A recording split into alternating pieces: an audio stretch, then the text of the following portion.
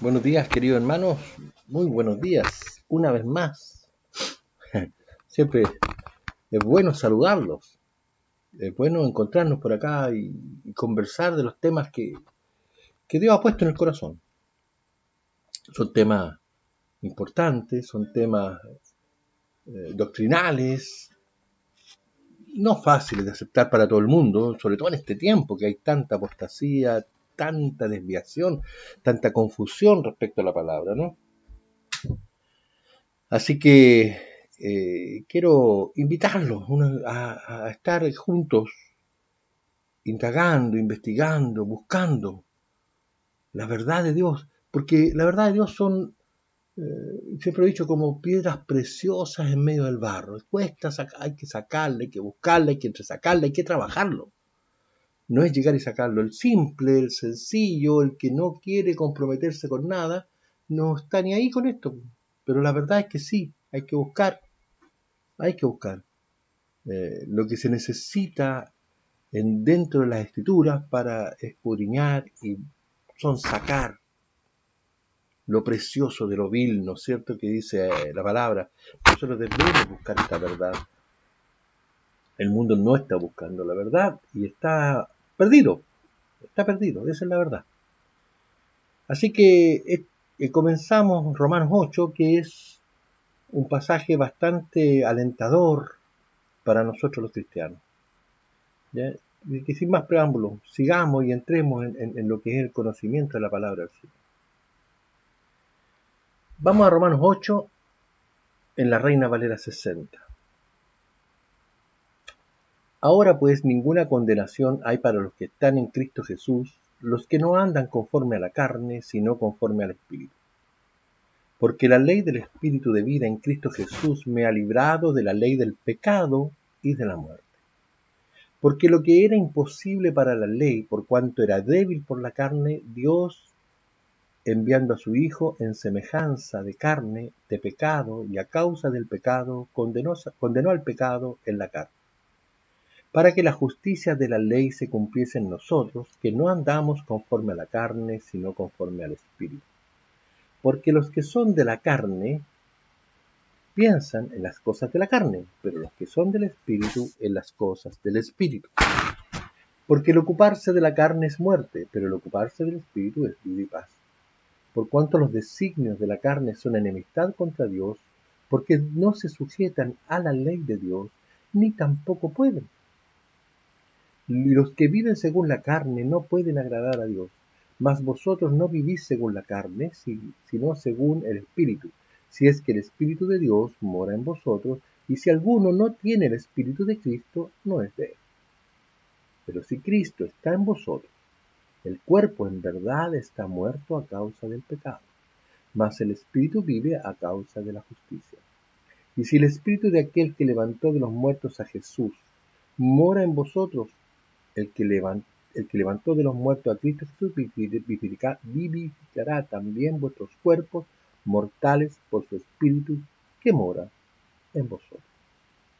Es un poquito difícil de entender esto último, pero yo creo que tenemos que ir parte por parte analizando versículo por versículo. Porque este mensaje no es para el converso.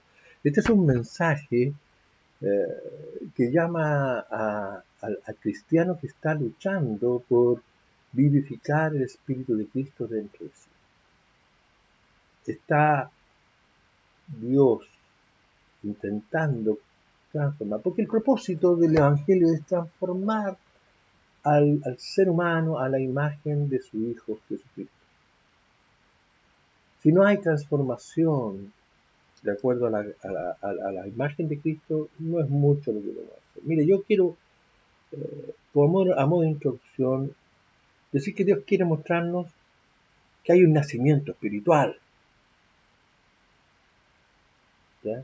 Que este nacimiento espiritual explicado con mucha exactitud en el capítulo 3 del libro de Juan, cuando Jesús le explica a Nicodemo qué es lo que significa nacer en el Espíritu. Quiere decir que nosotros, como tripartitos, cuerpo, alma y espíritu, ¿ya?, nacemos muertos al Espíritu. Y este Espíritu, cuando nace para Cristo, El espíritu nuestro se comunica con Dios, porque Dios es un ser espiritual, no carnal. Entonces nuestra carne no se comunica, y eso ahí hay un impedimento. La carne no se comunica con el Señor, no se puede comunicar. Necesitamos nacer espiritualmente para tener una relación espiritual. Así que no hay nada en nosotros, no hay méritos, no hay capacidad personal, y a eso se le llama carne, a las emociones, a los sentimientos con el alma. Todo lo que es carnal, lo que tiene que ver hasta el alma, hasta lo que tiene que ver las emociones, los sentimientos, lo que manda el corazón, dicen, ¿no es cierto? No permite que tengamos una relación con el Señor. En cambio, el nacimiento espiritual cuando hay un verdadero nacimiento espiritual se producen cambios radicales. Mira, eso de que la gente busca a Dios y esfuerza todo lo que puede por buscar a Dios es carnal. Tú tienes que rogar que el Espíritu nazca en ti. Y si se produce ese acto maravilloso, a partir de ese momento, cuando tú naces espiritualmente, comienza a moverse dentro de nosotros la ley del espíritu de vida. Porque eso es lo que nos lleva a tener una relación con Dios. ¿Sabes qué? Es tener una relación espiritual con el Señor diariamente, nos da la fuerza para poder acercarnos a Él. Y no solamente eso, sino que es lo que abre la puerta para que entre en nosotros y pueda empezar a guiarnos y a dirigirnos de una manera mucho más íntima. La intimidad con Dios se maneja con el nacimiento, a partir del nacimiento espiritual, y se perfecciona en el camino, con el aprendizaje, con la coinonía, con la comunión, con el cambio y la transformación de nuestra mente y de hasta nuestro cuerpo. Solo cuando tenemos esta relación y le permitimos que Él vaya llenando nuestra mente, nuestro ser con su presencia, con sus mandamientos, con sus pensamientos, con su voluntad, solo cuando nosotros obedecemos a esta voz, que ahí está el problema, que el hombre no escucha la voz, entonces cree que, o cuando escucha una voz cree que es de Dios. No, no es así. La voz de Dios es sutil, es suave, no es demandante, aunque puede serlo en algunos momentos. Pero normalmente es una voz que te dice, por ahí no, oye, recapacita, cambia. Así que en la medida que tú fortaleces tu espíritu, esa voz se hace cada vez más fuerte, más clara, más evidente, y tú obedeces con más rapidez, y se fortalece el espíritu y se debilita la carne, que es el propósito de Dios. Mira, cuando nosotros estamos ahí, en esta relación con Dios, se produce una obra divina que permite que en nosotros hay una fuerza espiritual distinta, que es superior a la carne, que es superior a la voluntad propia. Esta es la ley del espíritu de vida que yo estoy hablando. La ley del espíritu de vida ya nos ayuda a ya dejar de vivir en la carne, en vivir por nosotros mismos, con nuestras voluntades, nuestros deseos, mira, ya esas cosas pasan a segundo plano y yo quiero vivir según el espíritu del Dios vivo. Eso lo dice el versículo 9 que estamos leyendo acá, ¿no? Mas vosotros no vivís según la carne, sino según el espíritu. Porque solo si el espíritu de Dios mora en nosotros. ¿Me entiendes? ¿Cuándo eso ocurre? Cuando nacemos espiritualmente. Vamos viendo qué dice este pasaje para que lo vamos entendiendo, que yo lo he denominado viviendo en el espíritu o en la carne. Cristiano, ¿en qué estás viviendo? ¿En el espíritu o en la carne? Si tienes una gran lucha contigo mismo, estás viviendo en la carne. Y aquí queremos aprender cómo vivir en el espíritu. Eso es lo que nos está enseñando este pasaje. Versículo 1. Ahora pues ninguna condenación hay para los que están en Cristo Jesús, los que no andan conforme a la carne, sino conforme al Espíritu. ¿Ya? Esto es, mira, no hay condenación. No hay, y no hay ni una condenación. Por lo tanto, si Dios no te condena, tú tampoco puedes condenarte. Pero ¿quiénes? ¿A quiénes no hay condenación? Los que están. Esto de que significa estar es están en comunión, están en una actividad permanente, en una relación permanente con Cristo Jesús. Esto es imposible si tú no has nacido en el Espíritu. En el capítulo 7, Pablo está explicando en detalle cómo opera la ley del pecado y de la carne. Y en el 8, acá nos está explicando cómo opera la ley del Espíritu de vida. Y fíjate que comienza por el final. Mira, cuando nosotros hacemos un curso, estudiamos en la universidad, una carrera, lo que sea, ¿cuándo obtenemos el título? ¿Cuándo obtenemos la ganancia? ¿Cuándo obtenemos el beneficio del esfuerzo de estudiar? O del trabajo que estamos haciendo. Porque al final, ¿no es cierto? Tú no te van a entregar un título al primer año. Te van a entregar un título después que has pasado todos los años de estudio. Acá Pablo te está diciendo, no parte por el final. Tú ya por haber nacido espiritualmente, por tener a Cristo en tu corazón, por tener una relación con Dios, no vas a ser condenado de ninguna forma, aunque peques. Porque si pecas vas a pedir perdón y todos los días te vas a poner a cuenta. No hay condenación. Parte diciéndote no tendrás condenación delante del Señor. Esto no significa que puedas pecar libremente, no estoy hablando de eso. Estoy diciéndote que simplemente Dios no te condena. Así como no condenas tú a tus hijos, tampoco Dios te condena. Así que no es por nuestra belleza, ni por nuestras obras, no es por nuestras capacidades, ¿ya? Él no, sino que parte por ser hijos de Él, por ser hijos de Dios, parte diciendo que no hay condenación y nos da plena libertad en el Espíritu. Mira, cuando yo he visto tantos casos de personas que habiendo pecado constantemente y no teniendo conciencia de pecado, es como que en su vida van acumulando una mochila de piedras sobre su espalda y no se dan cuenta. Y terminan con los años caminando encorvados, envejecidos, angustiados, amargados, aproblemados, viviendo con desagrado la vida, porque simplemente cargaron de pecados que nunca fueron perdonados. La gente no se da cuenta de esto, es como todos los días le va echando una piedrita chica, entonces claro, el peso no sé, uno va, no lo siente como carga, ¿ya? Hasta que llega un minuto,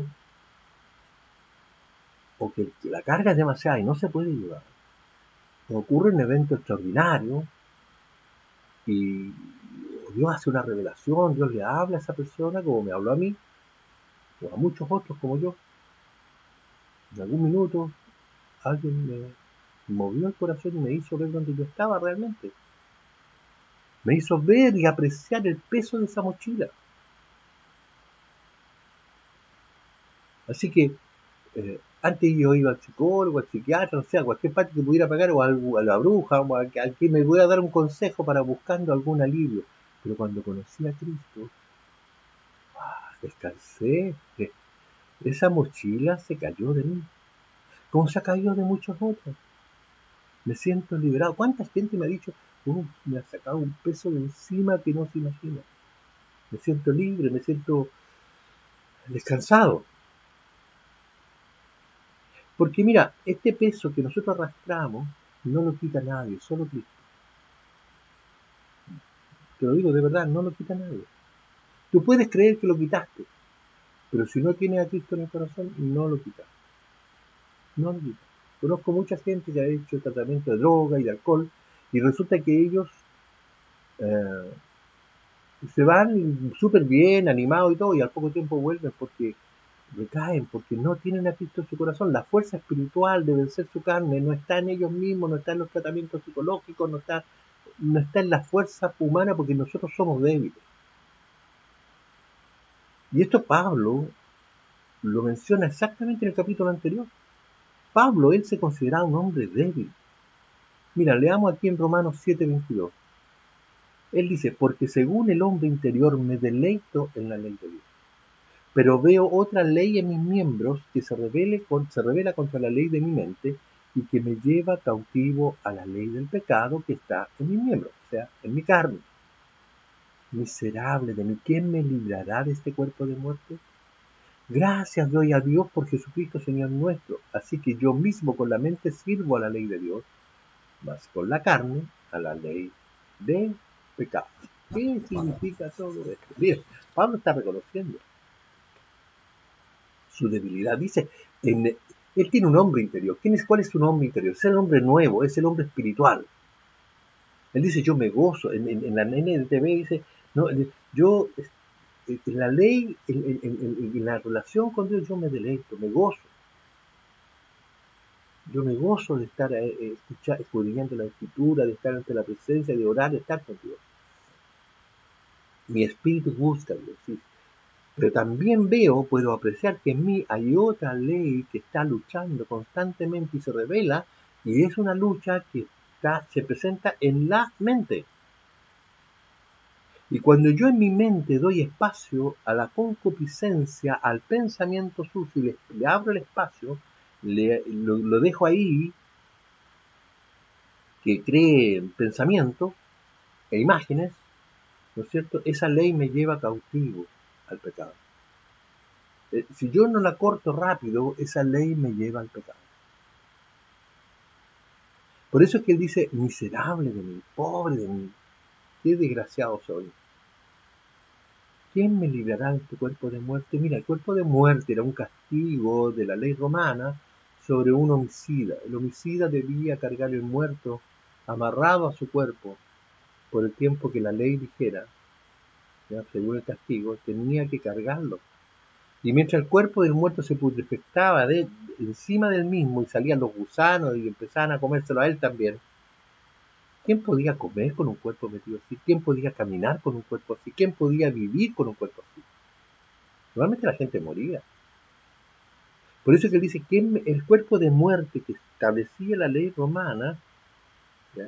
Eh, es como lo mismo que él dice, yo cuando estoy en este pecado, cuando le doy espacio a mis miembros, cuando doy espacio a mi carne, es un cuerpo de muerte que está constantemente afectando mi mente y mi relación con Dios. Entonces, lo que él dice, perdón, yo quiero establecer esto como una relación clara, esto no termina mientras vivamos. La lucha va a ser hasta el día que muramos. Por eso es que no puede haber una condenación, porque la debilidad nuestra está sujeta a esta carne que siempre está tendiendo al mal. Tú lo sabes, Dios lo sabe, pero te da las herramientas para vencerlo, porque la ley del espíritu de vida es mayor que la ley de la carne. O sea, tú puedes vencer tu carne. ¿Y quién dice, quién me librará de este cuerpo muerto? ¿Quién? El 25. Gracias a Dios, Jesucristo, nuestro Señor, es el único que puede librarnos. Así que lo que él dice, dispone su mente a servir a Dios y no dar espacio con la carne, porque si le da espacio a la carne, va a servir al pecado. Así que si tú tienes una relación sincera, honesta con Dios, diaria, permanente, perseverando, no vas a caer en pecado. Y por esto que Pablo desde un principio te ubica como libre, te pone en una situación ventajosa, libre de la carne, libre del pecado, sujeto a la ley del espíritu. La ley adámica, el principio adámico, es que el pecado te expulsó del paraíso y tal como Adán salió expulsado, ¿ya? Ahí empezó a luchar por su vida, por su sustento, por su pecado, ahí empezó la lucha. Así que la experiencia de la ley adámica es una crisis espiritual por causa del pecado, pero la venida de Cristo a la tierra es para librarnos de esto y volver a estar en una causa de relación libre de condenación en Cristo Jesús. ¿Sí? Así que entendemos que no somos condenados bajo este concepto. Versículo 2. Porque la ley del Espíritu de vida en Cristo Jesús me ha librado de la ley del pecado y de la muerte. ¿Ves qué es lo que estamos haciendo? La ley del pecado y de la muerte. ¿Qué es la ley del pecado? La ley del pecado era muy fuerte, ¿ya?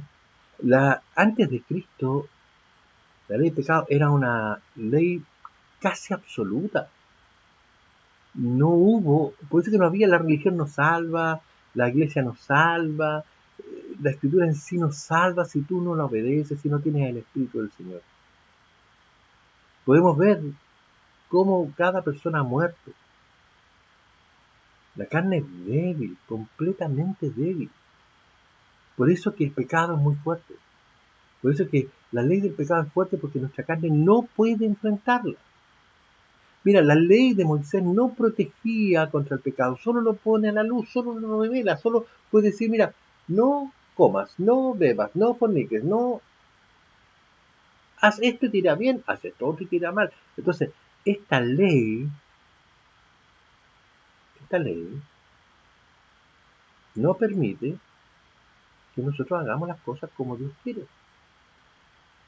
Porque nuestra carne, nuestra relación religiosa con Dios, no espiritual, no real, nos llevará a este mismo problema.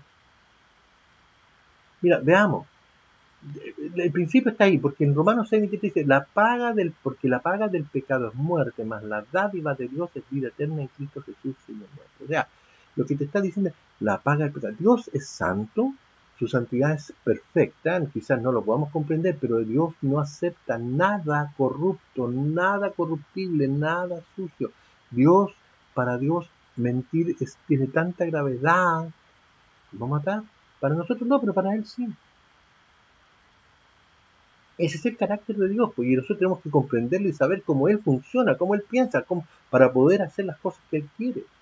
Sabiendo que nuestra imperfección nos llevará al pecado siempre, esta debilidad nos llevará al pecado, Él va a pagar conforme a nuestro pecado, y la paga del pecado es muerte. Por eso que vino Cristo, y estar en Cristo es alcanzar la vida eterna en Él. Mira lo que significa la palabra carne en el griego, en el koiné. La carne es la palabra sarx, ¿ya? Entonces, dice carne como despojada de la piel, o sea, carne viva, ¿ya? Sin piel. La carne de un animal o alimento o como alimento, el cuerpo como opuesto al alma o espíritu, que es lo que estamos viendo acá, que es otra acepción, ¿no es cierto? O como símbolo de lo que es externo o como el medio de parentesco o naturaleza humana, habitante, afín, afinidad, adjetivamente debilidades, pasiones, ser humano, carnal, carne, cuerpo humano, naturaleza, sangre. Está hablando,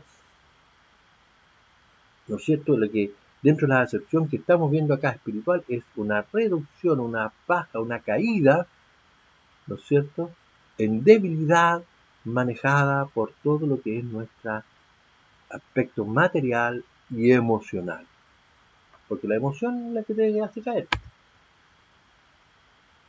Versículo 3, porque la que era imposible para la ley, por cuanto era débil por la carne, Dios enviando a su Hijo en semejanza de carne de pecado, y a causa del pecado condenó al pecado la carne. ¿Por qué? Porque la ley del Espíritu es vida. Entonces, todo esto que estamos viendo de la carne, ¿ya? Necesitamos al rollo aquí, el capítulo 2, el versículo 2 habla del Espíritu de vida.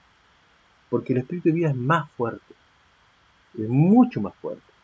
Y con este podemos vencer lo que hemos visto anteriormente, la carne. ¿Qué significa? Mira, aquí según esto, las descripciones del diccionario en griego dice que neuma es la palabra que define al espíritu.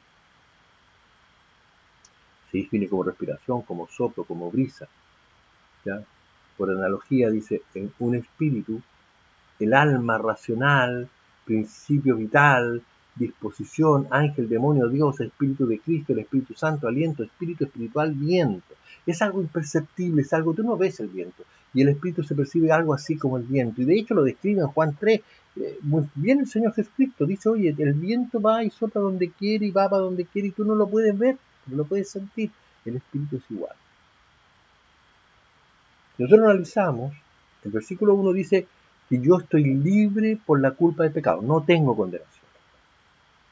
En Romanos 8:2 dice, yo estoy libre de que no, del poder del pecado, porque el espíritu me guía. ¿Se fijan? Entonces el espíritu es más fuerte que la carne. Eso es lo que tenemos que aprender en esto. Mira, el verdadero creyente percibe el pecado como una carga indeseable, como algo que le molesta. Cada vez que cae, cada vez que peca, viene un pesar, porque hay conciencia de pecado inmediata. Si no tienes conciencia de pecado, de que lo que hiciste está mal, si Dios no te redarguyó, si el Espíritu Santo no estuvo en ti, no tienes a Cristo en tu corazón. Si yo vuelvo a reincidir en mi pecado, cada vez me voy sintiendo más mal. Y cada vez el Espíritu me va redarguyendo. Y hay una cosa importante, el cristiano verdadero va eliminando ese pecado, poco a poco. No es de un día para otro, no es por eso que tiene que ver con la perseverancia. El Espíritu te avisa, no hagas esto, ni siquiera lo pienses. Solo se adquiere esta conciencia con la presencia del Espíritu Santo. Y esto nos permite vivir en paz hasta que, o sea, no nos permite vivir en paz hasta que nos arrepentimos y pedimos perdón. Nos ponemos a los pies de la cruz, suplicamos el perdón de Dios y ahí recién viene la paz. Mira, este poder del Espíritu no lo tiene el mundo. No, cuando tú te sientes mal porque pecaste, es un poder, es como la fibra sensible de tu cuerpo cuando se quema y toca algo que caliente. ¿Qué es lo que hace el cuerpo? Reacciona, te avisa. Aquí el Espíritu te está avisando, te estás quemando. Así que no lo mires como una cosa negativa, es realmente positivo que el Señor te esté dando instrucciones o avisos de que el camino por donde estás está llevándote a la muerte. Así que este espíritu de vida nos da la fuerza por la relación con Cristo para luchar contra la carne. Pero el incrédulo no tiene esto, el incrédulo cae y cae una y cae otra vez y acumula su mochila de piedra y acumula su mochila de piedra y no lo entienden hasta, mira, algunos llegan al final de sus días y ahí realmente cuando están viejos se dan cuenta que ya están solos, que ya perdieron todo el apetito, que ya dejamos de hacer todas las tonteras que hicimos cuando jóvenes creyendo que teníamos una vida. eh,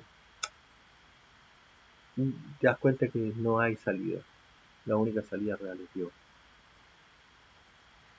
El hombre consume su propia perdición, la crea diariamente, alejándose de Dios. Más el hombre creyente es distinto. El creyente tiene abierto siempre el camino de la redención, del perdón, de la guía. Dios, cuando tú vienes a Él, siempre te recibe, te limpia, te santifica, te purifica, te perdona y te justifica delante del Padre. Él es nuestra justicia, Él es nuestro poderoso Señor que nos defiende. Así que con esto el poder del pecado queda neutralizado, queda sometido a esta ley de la vida, del espíritu de vida, solo por el sometimiento a la voluntad del espíritu que muere. Por eso es que el ateo, el incrédulo, no, que tú soy limitado, que cómo voy a creer en esto, que tú estás ahí sometido a un libro antiguo, yo soy peno, soy un débil. No, no eres débil. Estás reconociendo tu debilidad. ¿Sí? Entonces, cuando tú reconoces tu debilidad, tú tienes la posibilidad. El enfermo, el alcohólico no se reconoce alcohólico, mientras no se reconozca alcohólico no tiene ninguna posibilidad de salir de su problema. Si el enfermo, estando enfermo, no puede ir al médico porque no quiere ir al médico, porque no se reconoce enfermo, no va a tener posibilidad de salir. Por lo tanto, aquel que es débil en la carne y se reconoce en esta situación, tiene posibilidad de salir de esta vida de pecado. Sigamos. Porque la ley por mi carne es débil para enfrentar mi pecado. Yo, la ley es débil. O aunque la ley sea fuerte, mi carne es débil para poder seguirla. La ley puede hacer muchas cosas. Guiarnos, enseñarnos, decirnos cómo es el carácter de Dios. En fin, puede darnos detalles inconmensurables tal como está en la Torá, la ley de Moisés. Pero no tiene la capacidad de darnos fuerza o energía para vencer la carne. No habla al espíritu, habla a la carne. La ley le habla a la carne. La ley no le habla al espíritu.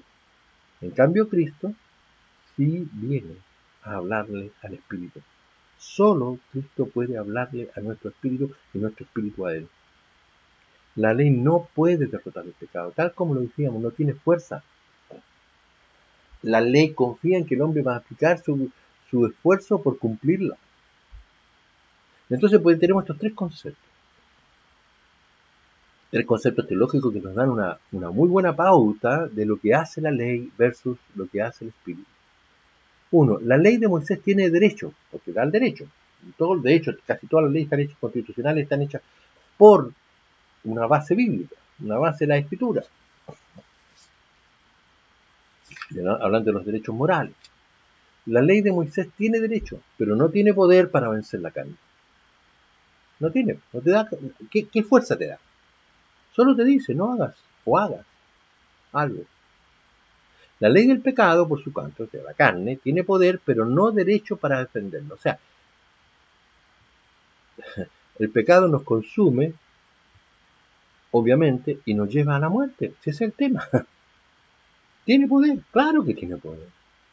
La carne tiene poder, sí, la atracción. Ahora ya estamos confundiendo todo. Po. Hoy día escuchaba discutía con un pseudo cristiano por ahí, que no es pecado el mirar y sentir atracción de un hombre por un hombre. No es pecado. Es pecado sentirlo del hombre por la mujer, que es mucho más natural, de un hombre por un hombre, según Romanos 1, que lo hicimos hace poco, tiene mucho más. Y hoy día ya la humanidad entregada a esta ley del pecado, sin ninguna posibilidad de fuerza, va cayendo, redondita, nos está arrastrando toda la destrucción. La ley del espíritu, y finalmente el punto 3, la ley del espíritu tiene a ambos, tiene derechos y tiene poder. ¿Por qué? Porque la ley del espíritu no reniega de la ley, de la ley de Moisés, no reniega, de hecho la usa. Pero ¿qué vale lo que dice? El espíritu de Jesucristo en ti, Espíritu Santo, es una fuerza que te permite aplicar estas leyes de una manera concreta, real, perfecta. El espíritu es sobre la carne. Mucha gente se esfuerza. Yo conozco hermanos que están peleando por defender el sábado. Oye, quiero que tú te circuncidas, no sé, pues tú haces las fiestas religiosas, tú cumples con toda la ley. No. Entonces, ¿a qué vino Cristo? Piensa.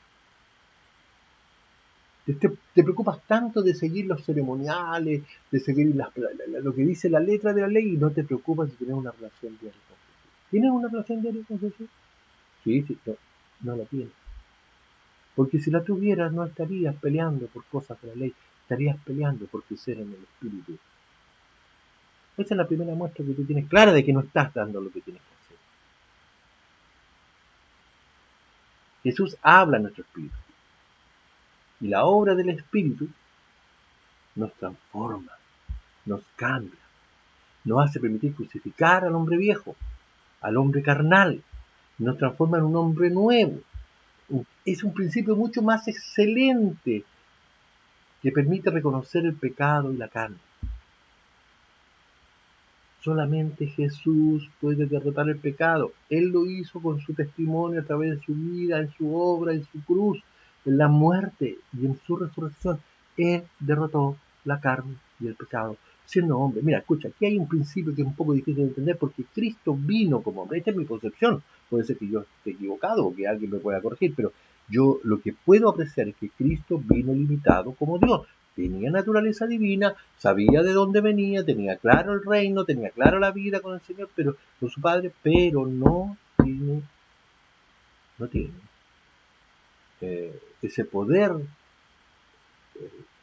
divino maravilloso para hacer los milagros que hizo. Los milagros los hizo tal como hoy día, como vemos en Pablo, en Pedro, que resucitaron muertos, que hicieron montones de milagros maravillosos, ¿no es cierto? Pero esos milagros son a petición en la oración del Padre. Una relación directa con Jesús y el Padre otorga el milagro. El milagro siempre es de Dios, no es del hombre. Así que Jesús es el único que puede derrotar esto, el único que puede derrotar el pecado. Mira, ¿qué dice 2 Corintios 5:17? Te lo confirmo porque aquí dice, de modo que si alguno está en Cristo, estar en Cristo. ¿Qué decíamos al principio? No hay condenación para ¿quiénes? Para los que están en Cristo. ¿O no? Así es el capítulo versículo 1. Ahora ninguna condenación hay pues para los que están en Cristo. Acá, 2 Corintios 5:17. De modo que si alguno está en Cristo, nueva criatura es. Las cosas viejas pasaron y aquí todas son hechas nuevas. ¿Aló? Lo que te está diciendo, cuando tú naces espiritualmente, olvídate. Mira, tu pasado va a seguir molestando hasta que te mueras. Te vas a tener conciencia de pecado y te vas a acordar mientras estés cerca de Dios de las cosas que viviste. Pero el espíritu la domina. ¿Qué domina tu vida hoy día? Piénsalo. ¿Qué está dominando, tu carne o tu espíritu? Efesios 4:22 confirma esto en cuanto a la pasada manera de vivir despojados del viejo hombre que está viciado conforme a los deseos engañosos y renovados en el espíritu de vuestra mente. Aló. Yo digo siempre aló porque quiero ver que se despiertan o toman atención en lo que estoy tratando de que se entienda. Dios nos manda a que nuestra forma de vivir anterior a haber nacido espiritualmente está conforme al viejo hombre, el cual va a seguir molestando y está viciado y va a ser conforme a deseos engañosos. O sea, todo lo que nosotros vivimos en el pasado fue engaño, mentira. Vivimos en un mundo corrupto, con miedo, con temor. Por eso tienes que renovarte. ¿Y cuál es el mandato de Dios sobre esto? Despojarte de ese viejo hombre, despojarte de estos pensamientos. Mira, Cristo demostró que esto lo pudo hacer, esto se puede hacer.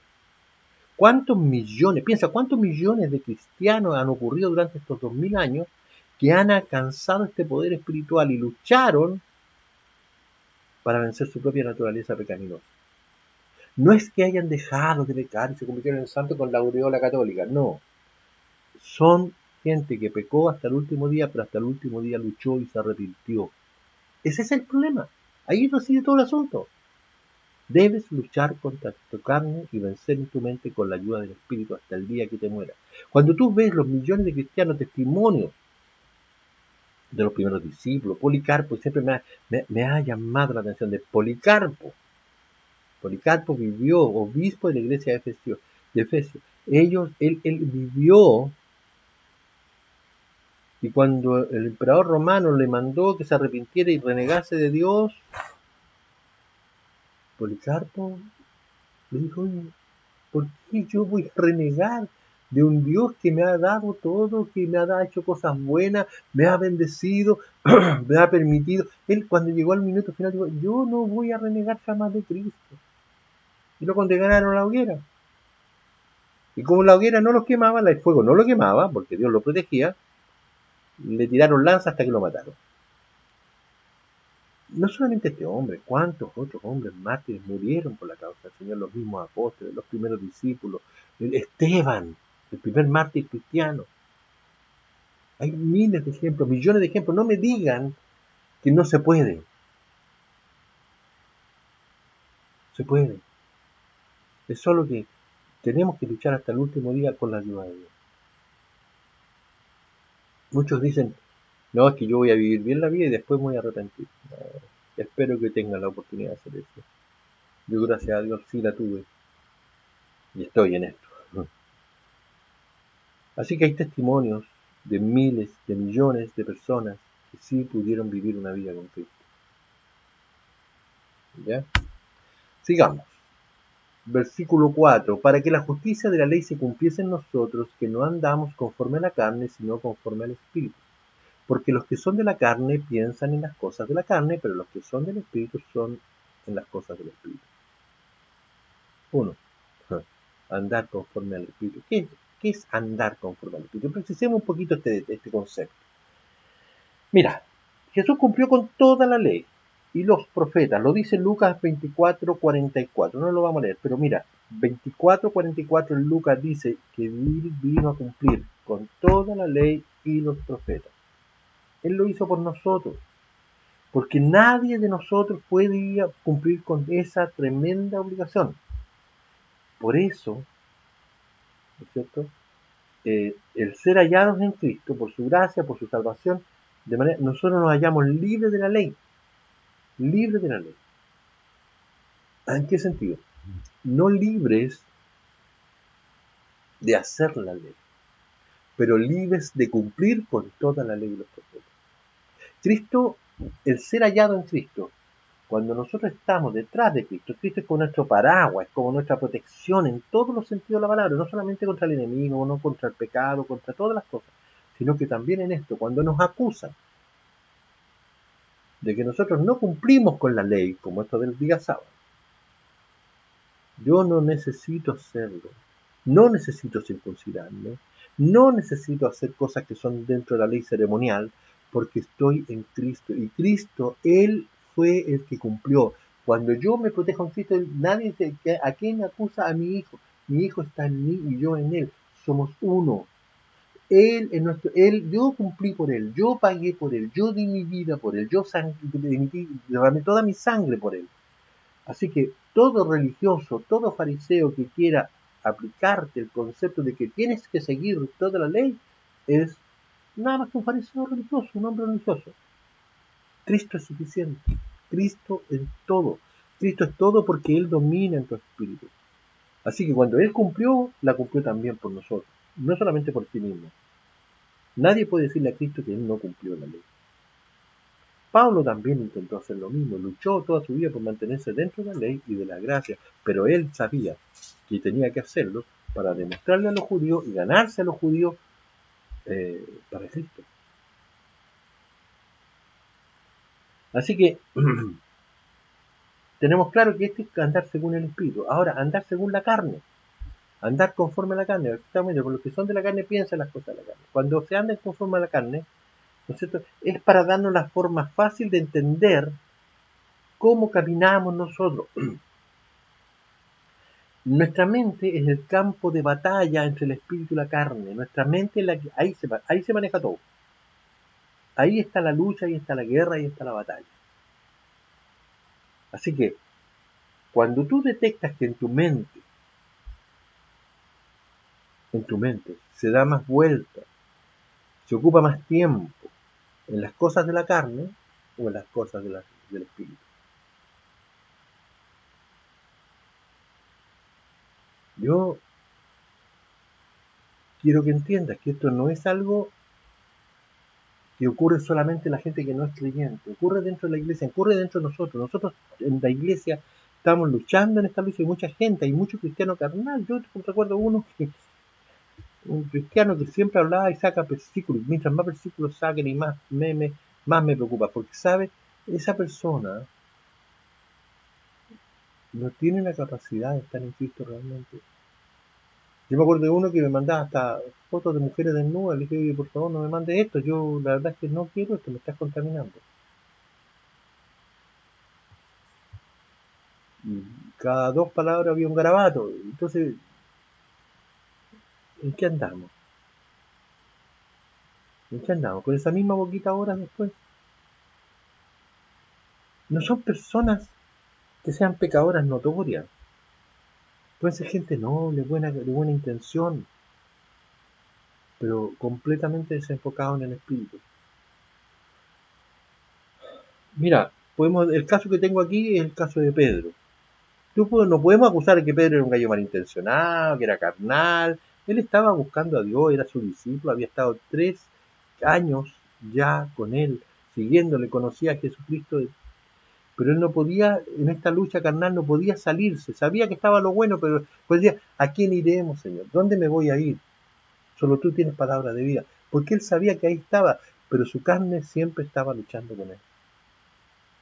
Entonces Pedro, cuando Cristo estaba hablando de lo que se le venía encima y lo que iba a sufrir, ¿qué es lo que le dice Pedro? Oye, que no te ocurra tal cosa, Señor. ¿Qué le contesta a Jesucristo en Mateo 16, 23? Pero él volviéndose dijo a Pedro, quítate delante de mí, Satanás, me eres tropiezo porque no pones la mira en las cosas de Dios, sino en la de los hombres. ¿A quién le estamos viendo? Estaba hablando garabato, estaba hablando cochinada, era un gallo sucio, Pedro, era un gallo carnal, era un gallo mundano, no, era su discípulo amado, estuvo 3 años con él, pero sin embargo, en esta lucha, él le estaba diciendo, mira, tú estás aquí permitiendo que Satanás me eres tropiezo. Cristo estaba sufriendo en ese minuto porque en su agonía, en su dolor, tenía que luchar contra el deseo de no pasar por lo que tenía que pasar, pues si le iba a doler. No solamente la parte física, sino que también la humillación. Entonces pregúntate,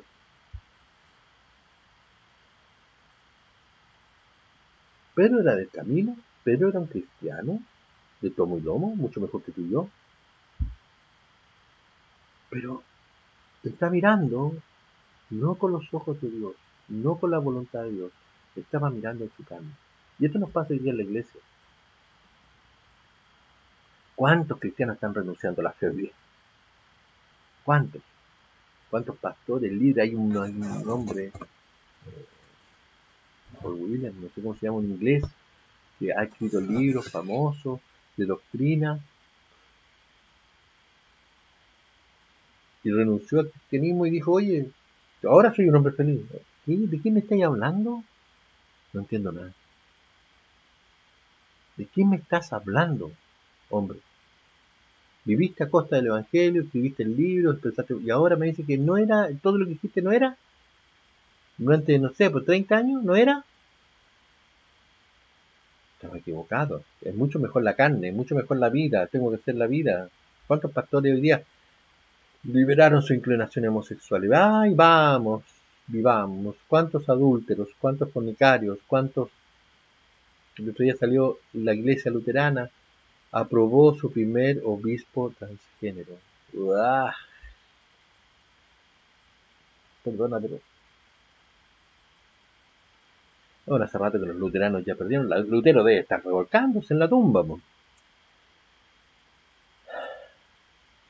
¿Entiendes? Mira, si tú quieres cosas del espíritu o cosas de la carne, te pregunto, ¿cuántas horas al día tú le dedicas a tener un espacio con Dios? Leer la Biblia, orar, estudiar, participar en algún estudio, en alguna conversación. ¿Cuántas horas? Dios no te está pidiendo que pases 24 horas al día en esto, aunque sería ideal, pero no se puede. Dios te da 8 horas para dormir, 8 horas para trabajar y 8 horas para ti. ¿Cuántas de esas 8 horas ocupa en orar, en buscar a Dios? ¿Cuántas? Y después te quejas porque no tienes lo que tú quieres, porque tu carne te domina, porque caes una y otra vez. Obvio, obvio. No tienes fuerza espiritual. Sigamos, versículo 6. Porque el ocuparse de la carne es muerte, pero el ocuparse del espíritu es vida y paz. Por cuanto los designios de la carne son enemistad contra Dios, porque no se sujetan a la ley de Dios, ni tampoco puede. Ocuparse de la carne es muerte. Ocuparnos de una espiritualidad falsa, ¿ya? Es ocuparse de la carne también. El que yo tenga un ministerio en la iglesia y haga cosas para el Señor no significa que lo estoy haciendo en el espíritu, no necesariamente. Por eso es que es tan difícil distinguir esta diferencia. Nosotros debemos guardarnos que nuestra espiritualidad sea para calmar nuestra ansiedad, nuestra conciencia, no sé. Yo estoy bien con el Señor, pero no es eso. Pablo está hablando que la carne es un instrumento de rebelión contra Dios. No está hablando de las necesidades normales, físicas, emocionales, de las cuales podemos pensar solamente todo el día en trabajo, dinero, ropa, bienes, familia, hijos. Eso es normal. Lo que está diciendo Pablo aquí es que cuando tú haces una gratificación exagerada, una pecaminosa de estas necesidades, tú estás en la carne. ¿Sí o no? no tiene que ver solamente con fornicación, tiene que ver con el detalle de lo que haces tú en tu vida diariamente y cuál es la inspiración que te mueve a hacerlo. Si tú amas a padre o madre, a hijo, a hija, más que a Jesús, estás fuera de la voluntad de Jesús. Aunque tú me digas, no, porque yo amo. Es como es que esto es amor, dicen los homosexuales, aunque me acusen de homofóbico. Es amor, no es amor, es pecado.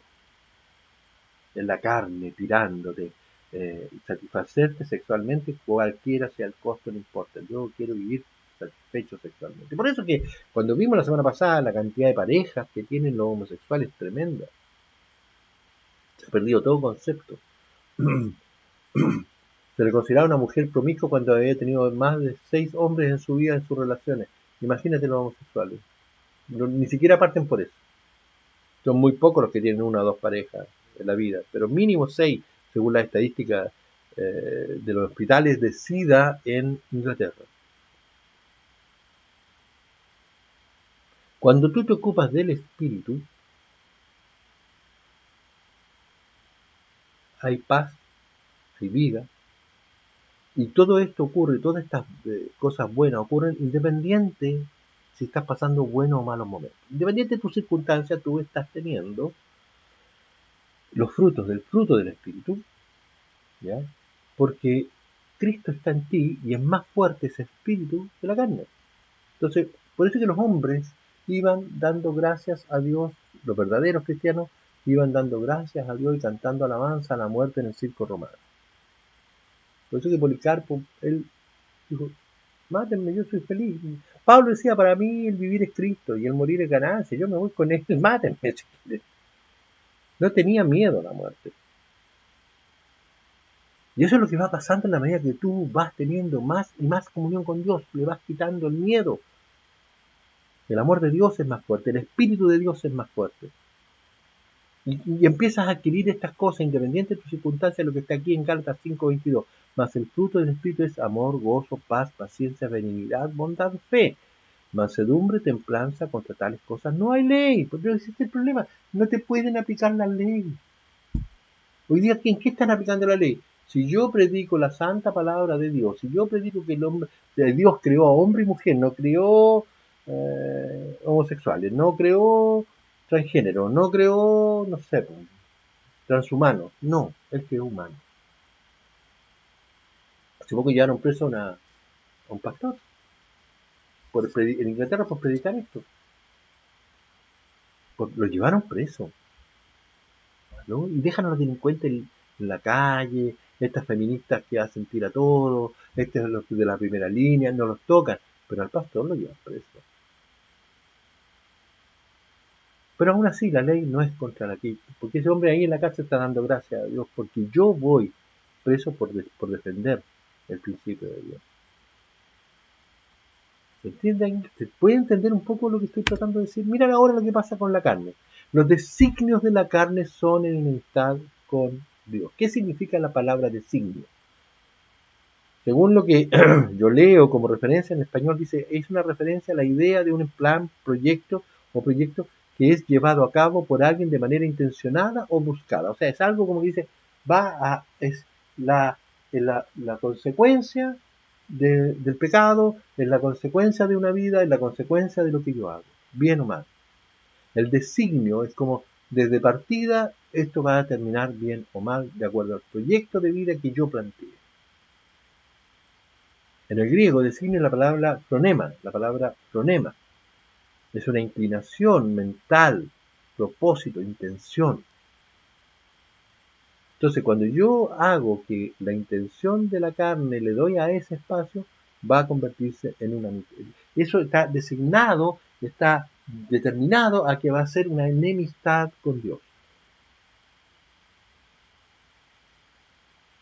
La carne batalla en contra de Dios debido a que no quiere ser crucificada. La carne se niega a ser crucificada.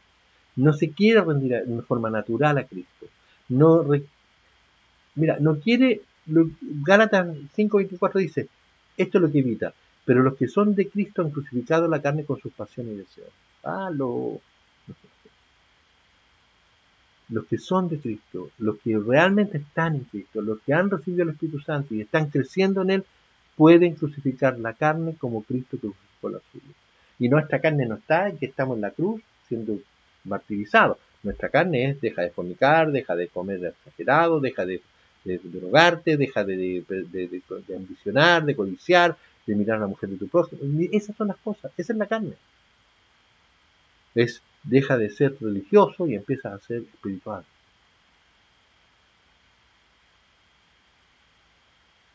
En esta batalla, por domar la carne, la ley no tiene poder, ya lo dijimos. Aunque el hombre haga una vida monástica y se encierre en un monasterio toda su vida, no tiene poder. Nada garantiza en eso que el hombre va a tener la capacidad de tener una relación espiritual íntima con Dios. Si no está en Cristo, si el hombre no está en Cristo, si Cristo no está en él, tarde o temprano el hombre va a caer a su carne. Y una vez que caiga en su carne, no teniendo a Cristo, no tendrá poder de perdonar, de redención, de salir de ese hoyo, a menos que se humille a Dios. Por eso es que está hablándonos a nosotros cuando Santiago 4:4 dice: oh almas adúlteras, ¿no sabéis que la amistad del mundo es enemistad contra Dios? Cualquiera pues que quiera ser amigo del mundo se constituye enemigo de Dios. Cuando tú estás en la carne, las cosas del mundo empiezan a tomar atracción sobre ti, te empiezan a llamar la atención y tú empiezas a caminar de una manera distinta. ¿Entiendes? Empiezas a ver que ya no es tan malo y te empieza a gustar. Y en la medida que tú empiezas a caminar por ahí, te empiezas a ir en contra de Dios. Y Dios te empieza a convertir en enemigo. Porque no pueden sujetarse a la ley. ¿Por qué no pueden? Porque la carne no puede sujetarse. Mira, si un incrédulo no se sujeta, perdón, si un religioso, si un creyente carnal no se sujeta, menos se va a sujetar un incrédulo. El incrédulo no interesa ni está ni ahí con sujetar su carne. El religioso puede luchar por mantenerse limpio para Dios, tratando de respetar la ley, pero está condenado al fracaso. Es imposible que el hombre pueda agradar a Dios a través de su carne. Dice claramente la palabra en Santiago 2:10 que si tú te haces transgresor de una sola ley, te conviertes en el transgresor de todas las leyes. Veámoslo aquí, Santiago 2:10. Porque cualquiera que guardare toda la ley, pero ofendiere en un punto, mira, ni siquiera una ley, un punto de la ley, se hace culpable de toda la ley, de todo. No tiene salida. No tiene salida. Es imposible cumplir la ley. Cristo es el único que pudo hacerlo. Él cumplió con toda la ley y los profetas, fue lo que leímos. No puedes agradar a Dios con la religión. Mira todo lo antiguo, antes de Jesús. La iglesia, los fariseos, y hoy día lo vemos también, toda la iglesia como están. Basta con leer Mateo 23 para ver cómo Jesucristo trató a los fariseos, cómo nos decía: sepulcros blanqueados, hipócritas, ciegos. Recomiendo leer Mateo 23 completo. Es largo, pero un poquito largo, pero es la levadura de los fariseos. Habla peste de los religiosos. Nosotros podemos estar intentando toda la vida hacer el bien, ser hombres de bien, estar sujetos a la ley. Incluso muchos patúos, porque son patúos, patúos significa confianzudos, para los que no son chilenos. Muchos confianzudos incluso dicen: pero yo he hecho esto, Señor, aquí está mi sobra, esto es lo que yo he hecho por ti, ¿cómo no te puedo pedir nada? O sea, podemos intentar poner en deuda a Dios, pero no vamos a poder nunca sujetarnos de por vida, ni podemos exigirle nada a Dios que nos dé de vuelta.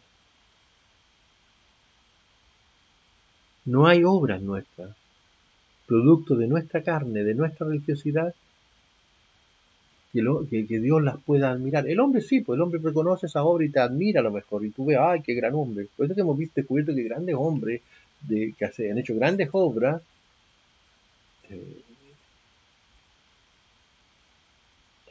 Me estaba acordando de alguien que no quiero mencionar. Grandes hombres después descubren que tienen grandes problemas. Esto es terrible porque ellos vivieron toda su vida equivocados. La Quintrala trataba de matar sus pecados y sus crímenes, ¿ya? ¿Cómo? Dando ofrenda a la iglesia y pidiendo que oraran por su alma después que murieran. Todo eso era inútil. Hoy día lo vemos, hasta el más tonto se da cuenta, hasta el más inútil se da cuenta de que todo eso es inútil, no sirve. No hay quien pueda rezar por ti, tú tienes que cambiar en vida y hacer las cosas cuando estás vivo. Por eso es que Samuel Newell, un teólogo del siglo XVIII, dice, quizás ningún otro texto de la Escritura expresa de una forma más completa el horrendo estado de perdición del hombre que sigue su carne. Pero, mira, tremendo. Este texto expresa claramente que no hay salvación, no hay nada que podamos obtener.